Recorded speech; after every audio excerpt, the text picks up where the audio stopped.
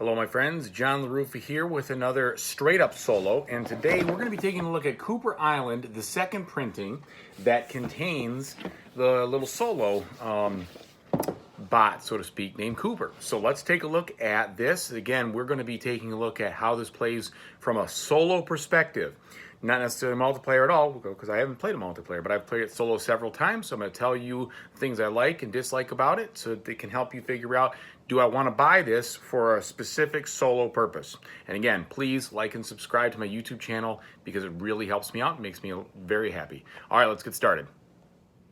All right, so first of all, this is what the game will look like after you have finished a solo session. As you can see, it is quite sprawling.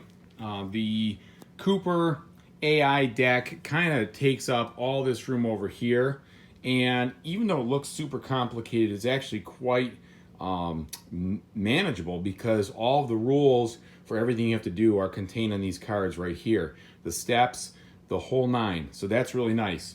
It starts with some setup rules, and basically the game says, okay, listen, if you're playing with the Cooper, the solo against Cooper, then you're going to want to follow these rules, and you're going to set up in this way. Pardon me. So you're going to basically set it up for a one-player game, so to speak, with some additions. This is the main board, which you take actions on. It is not a rondel, even though it's in kind of a circular pattern there. However, it's kind of interesting. These boats will move around in sort of like a rondel fashion during your scoring, and pick up different bonuses, which we'll talk about in a second. And then this is kind of a fully developed, settled island, and what you can see here is that these island tiles have different heights, okay? And that's a big deal in this game. As you build things up, things get basically more and more cultivated, and that means that when you put cubes on them, they become worth more and more of each resource that you're actually getting. So this is your home island. This is your home harbor where your two little blue boats are going to start. One's going to start this way, and the other one is going to start this way. And the solo player is also going to start over here. And every time you score a helm point, which is basically just a point, you have to move your boat, this one or this one space to a new sandbar each time you score. Plus, if you ever go over some of these little tiles right here, you'll get a specific type of bonus. So I'll kind of tell you a little bit more about that. And as I said before, here is the actions that you can take: A, B, C, D, E, F, G, and H, all the way around. Each of the actions actually has a circle space and a square space. The circle spaces are for your regular workers. The square spaces can be for your special workers if you can unlock them. And it's kind of an interesting way you unlock workers in this game. Way better than I've seen in other games where you just kind of pay money or different things. No. In this game, it's actually quite hard to unlock workers because you have to accomplish certain things before you can get to them. Kind of like that feeling, so to speak, when you play a game like Russian Railroads, where you can't unlock a worker until you've progressed to a certain point in the game, which is kind of interesting. You have all these cards over here, which, excuse me, have these little cardboard, pieces on them. I know they're supposed to be like cargo caps. I don't know. Anyway, they're cargo tokens. And these things, if you pay this kind of 3 gold and 2 of the cloth, I know it's tough to see there, but that's actually a purple cube, 2 cloth, you'll get 1 helm point, plus you get one of those cargo tiles, and those cargo tiles can be used for bonuses.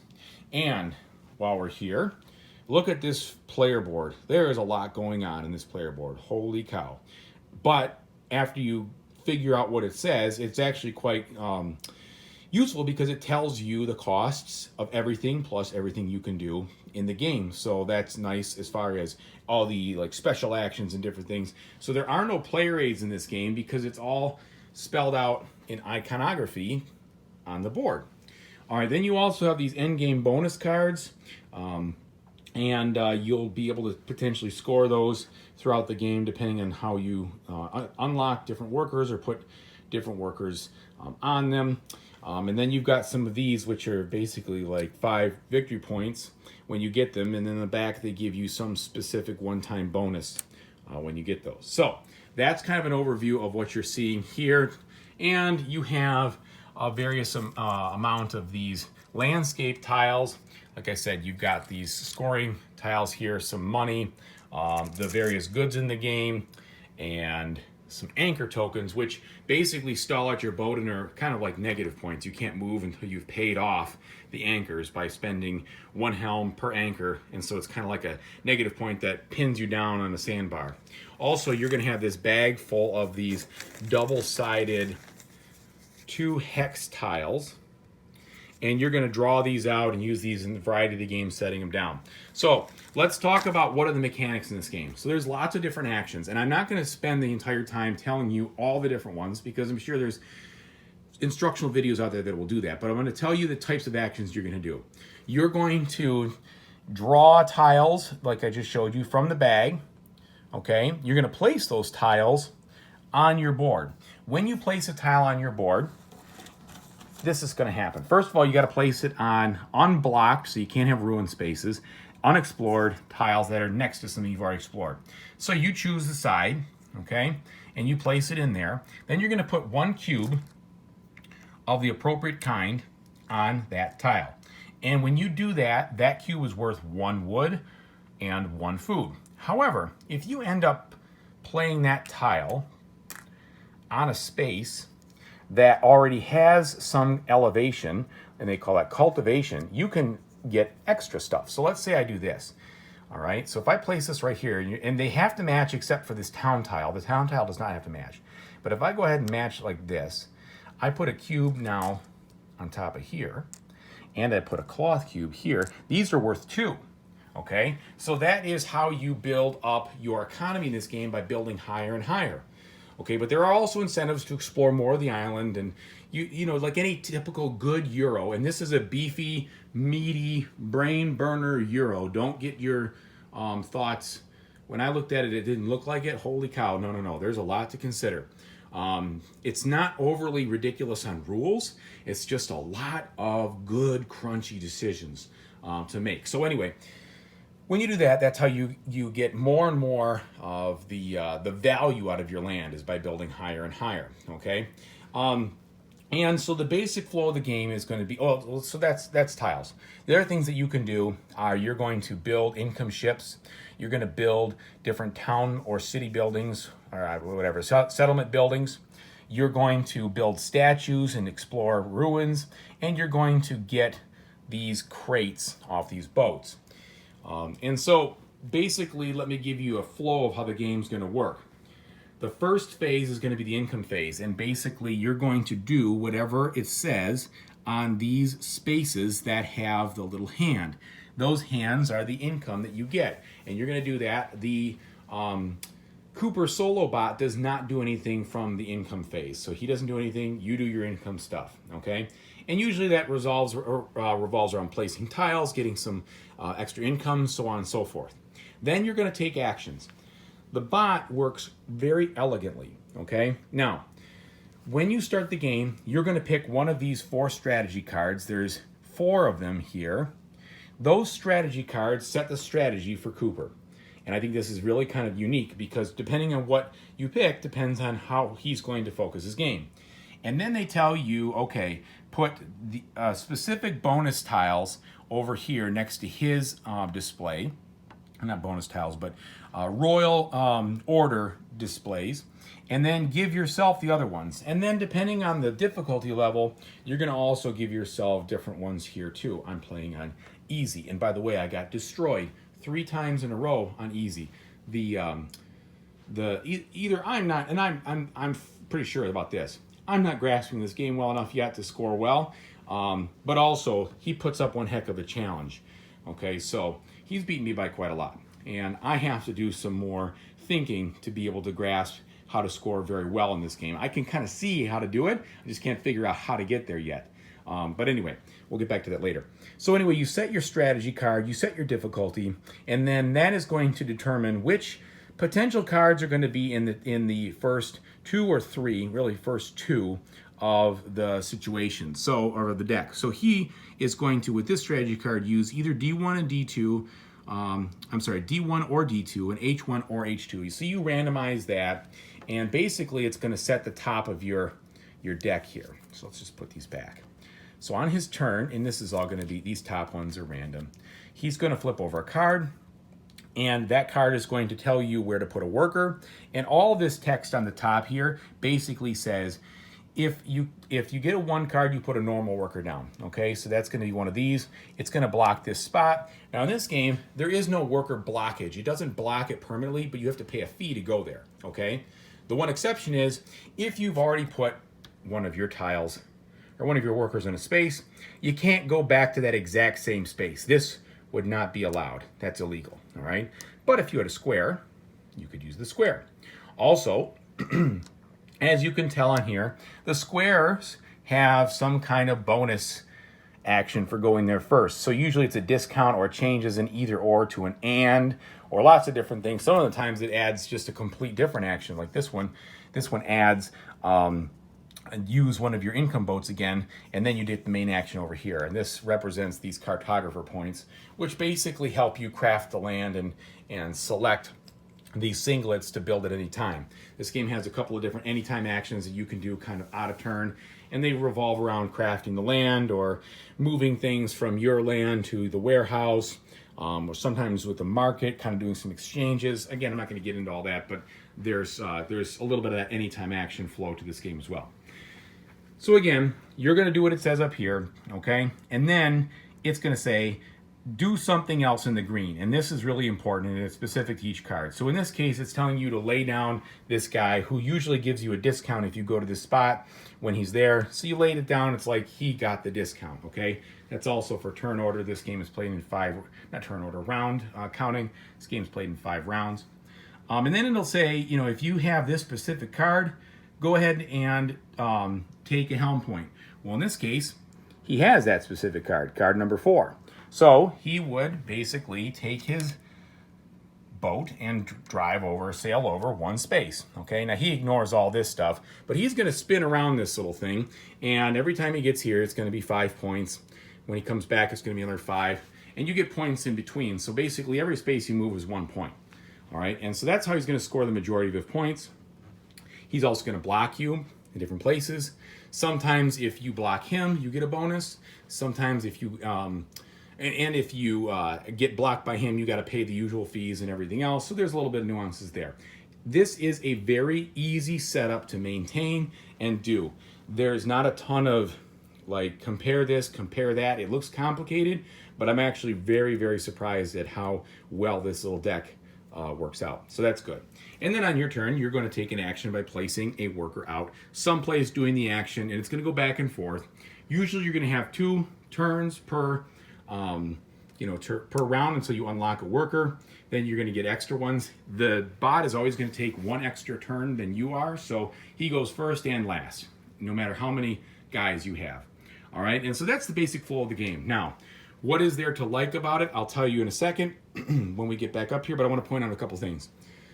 The kind of actions that you do and what you're focusing on in this game it feels very tight, very constrained. And it is important to notice that, just like any good Euro, you dabble in a couple of different things, you get nothing. If you focus in things, you actually gain lots of different bonuses. So for instance, if I focus on getting those crates, or not those crates, but those cargo hold tokens, if I get 2 of those, I actually unlock a worker. So I put this over here, I unlock a worker. That gives me some choices here that are kind of interesting. And then it'll also modify the deck a little bit for him too. So that is interesting too. And again, these are things you can learn, but there is an interaction between when you unlock something and what happens here. Basically, it allows you to either take a card out of that rotation or stall it for a turn, or kind of put it on the the first one to go last. There's a couple different things that it tells you to do. So that's kind of what happens. And so you're going to go back and forth, back and forth. The rounds go relatively quickly, and if you can focus on what you want to do, this game can be played pretty darn quickly. Probably 45 minutes is a good 1-player time, to be honest. maybe an hour. And I can see as you learn it a little bit faster and you know what you're doing, much quicker, because these turns for him, 30 seconds. Your turn, it's mostly about the choices that you have to do. So, your turns can be, 30 seconds up to 2 or 3 minutes when you're thinking about what you want to do. So it's one of those kinds of games. So that gives you an overview. I'm going to take you back up top and tell you my pluses and minuses. Okay, so pluses first. This game is fantastic. Fantastic solo experience. The reason it's so good is because the solo player plays like a player. It's easy to execute. There is not a ton of overhead. I read that deck top to bottom and could play the solo player with very little rule lookup afterwards. It was just a couple of clarifications on some things, but very, very simple to execute. Another plus is that you don't take away any of the rules when you're playing against the solo Cooper bot, which is fantastic. You're getting a full game experience like you would in a two-player game, which is great. I also think, I have not been playing this game multiplayer at all, but I think this feels like a game that is going to be best at lower player counts because it's mostly, it is multiplayer solitaire for the most part. And additionally, with the thinkiness of it, it could go pretty slow if you have 4 players. 3 is probably okay, but I think 2 would be the best if you're going to play multiplayer. But the solo game, it's perfect. I mean, you're really able to do what you need to do. The AI is also semi-predictable, which is actually not a bad thing because you can kind of see what he's going to do, but you don't exactly know which order he's going to do it based on the strategy you pick. So you can try to outgame him in that respect too, because you want to go to the spots that he's going to go to before him so that he has to play over you and then you get a little bonus. And I think that all that is really important and necessary to be able to actually defeat him. The solo player gives you a substantial challenge. Like I said, I'm getting crushed on easy. And I feel like this should be at least the normal level. I should have beaten on easy after my first 2, maybe my second or third game, and then ratchet up. There's 4 difficulty levels here on this thing, and I'm getting beaten pretty bad. And again, I may not be the best player in the world from a solo standpoint, but I've played a lot of games for a lot of years, so I can, with authority, say this AI gives you a challenge. So that's the specific pluses on the solo experience itself. Now, this game itself, if you like crunchy Euros, if you like, it says in the back, it's the epitome of a complex Euro. It is. And it's not because there's tons and tons of different nuances and weird rules, although there's a lot of little things for every action, like I get 1 helm point here, or 2 here, or 2 there, 1 there. They are all represented in that big player board I showed you. But it's not so much that it's tough to remember how to do something. It's, oh my gosh, what do I do? What do I want to do now? And it's one of those things where you absolutely cannot do everything that you want to do. And I'm guessing the more I play it, the more I will learn how to get more done throughout the game. Because, shoot, my last game, I didn't even unlock my third worker. You start with 2. I didn't unlock my third until the last turn because I was trying to do something and I couldn't quite get it working.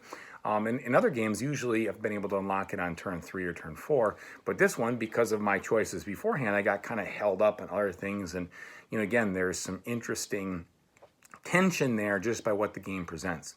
So I would give this one a top-notch score from a solo standpoint. The solo expansion now comes in it. If not, I think you can either print and play it or order it for like $7 online. It's pretty cheap. Again, I just bought the game from Capstone Games online, and it came with that. It also comes with some extra boats from an income standpoint that you can purchase. I haven't delved into that. It's been available. I've just been so caught up in the normal actions that I even haven't really said, I think I want to try one of these other ones, which are probably more powerful, but they also come with a cost, and that cost I usually can't afford because I can barely, you're living hand to mouth in this game when it comes to actually trying to get one thing or another done. I didn't mention either that every time you build some of those buildings, you take a look at some cards, and the cards have different things on them. So, depending on what type of building you have, they don't just score you points. They also unlock either a special ability or something else that's going to help you, and it unlocks extra places to score, extra warehouse storage. Very well thought out. Just really good. As far as the theme and everything else, I mean, the theme's okay.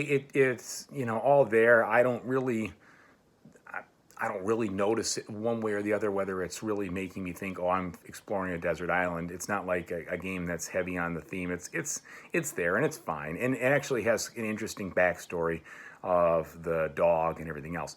But it's mostly a Euro experience. So negatives, I would say the only thing that's tough is that maybe maybe the solo bot is too strong at first. Maybe the easy should have been a little bit weaker, or maybe I just suck. It could be. I mean, that's possible. So I think that it's up to you. Your mileage may vary. Besides that, it's not a game that you want to play with a lot of distractions. So you got to be able to play this. You got to be able to think. You got to be able to calm down and not get distracted by, the game itself, lots of choices, and other things happening. If you've got other distractions like your kids coming up and eating things, or you play a little bit and you come back to it, you play a little bit and you come back to it. That's not one of these games that can be done very easily that way. There's just a lot to consider. I wouldn't call it a negative. It's just a watch out depending on your situation. And I have 4 kids, so I understand what it's like to have some distractions. So anyway, I give this game very, very high marks. Love it. I think that if you are a solo player, you want to check this out for sure. I think there's a lot to love here. And even just watching a solo play, it wasn't apparent for me to see like, I guess that would be okay. It looks good, but playing it just offers so much more. Anyway, I'm John LaRuffa. This has been a straight up solo for Cooper Island. Hope you enjoyed it. Please like and subscribe, and thank you very much. Enjoy your gaming experience.